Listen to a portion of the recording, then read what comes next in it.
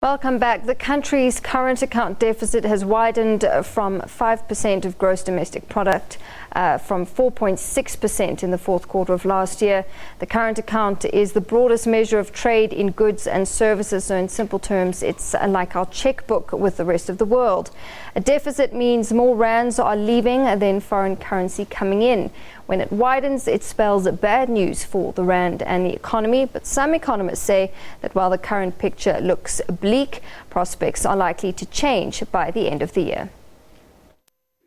Economists and finance experts eagerly awaited this latest bulletin by the Reserve Bank.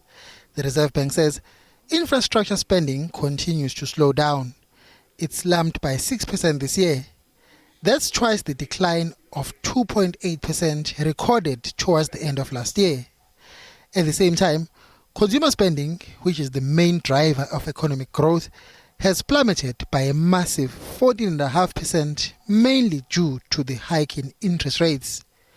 Moreover, economic output by the primary sectors of the economy, namely mining and agriculture, has shrunk by 15.5%, mainly because of the drought and the continuing slump in demand for minerals globally. However, it's not all doom and gloom. Given that we have negative growth in the first quarter and that there are a number of things which seem to be not permanent in nature, like agricultural conditions and commodity prices, there is, I think, a fair prospect of that turnaround happening. The current account deficit has ballooned from 4.6% of GDP towards the end of last year to 5% currently. But again, economists are optimistic that that too will improve towards the end of the year. I think this first quarter number, though, there are some abnormalities in it, and I think we will see it narrow deeper into the year. For example, we're starting to see tourism receipts picking up quite nicely. I think the first quarter figure was very negatively influenced by dividend payments, which are probably a bit once-off in nature. And you'll see the current account deficit narrowing.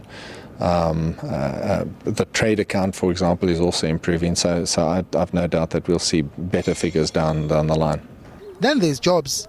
The Reserve Bank says job creation in the private sector is virtually stagnant now.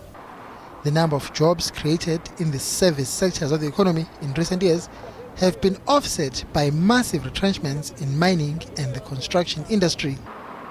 And the government, which has been the main employer of people thus far, is now shedding jobs except at the municipal level where public works programs are the real deal. What you really need for sustained employment creation is people being able to get jobs because of their ability to produce and to improve efficiencies. And we're not seeing that, in part also, and a major part, is that the outcomes of our educational system are very weak at the moment. Certainly you find that nearly 60% of all unemployed people don't even have a matric. The Reserve Bank has also noted that municipalities have also been employing a lot of people in preparation for the upcoming local government elections in August. Mbongeni Muchwa, SABC News, Pretoria.